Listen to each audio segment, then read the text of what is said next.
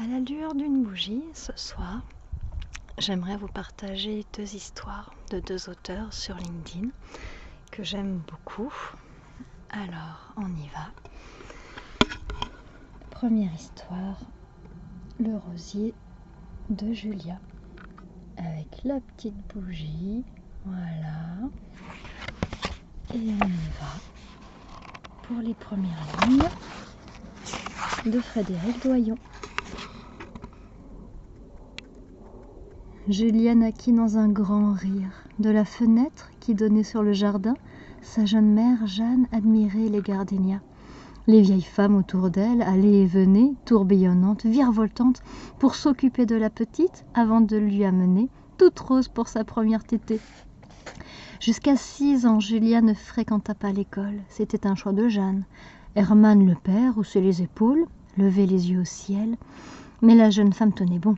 À l'école, des bancs de bois et des craies de couleur, elle préférait l'école de la vie, l'école des jardins, des plantes cultivées et des plantes sauvages, des arbres bombés de sève et de fleurs éblouissantes de lumière. À la parole des hommes, elle préférait pour sa jeune enfant le vol des papillons, le langage des martinets et la science des abeilles. Jusqu'à 6 ans, disait-elle, la connaissance des hommes pouvait bien attendre.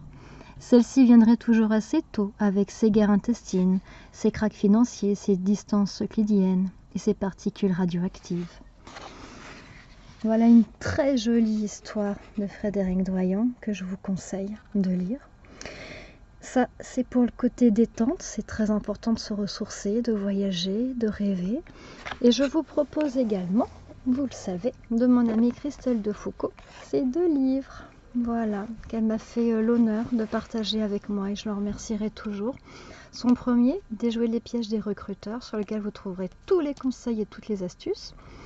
Et l'autre, 50 erreurs à éviter pour trouver un job, avec Benoît Podesso, avec plein de choses au niveau voilà, de conseils, de situations, de solutions, très percutant, très sain, très joliment dit, très juste.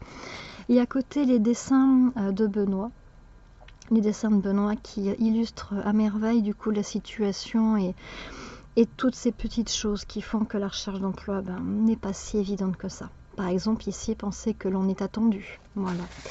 Ou encore un autre, hop, ici, faire des lettres de motivation. Voilà, je pense que c'est assez explicite au niveau du dessin. J'espère vous avoir voilà, fait un petit moment de pause comme ça, à la lumière d'une bougie pour cette début d'année, avec des lectures très enrichissantes. Prenez soin de vous, je vous souhaite une belle soirée. Je vais souffler sur la bougie, je vous dis à très bientôt. Au revoir.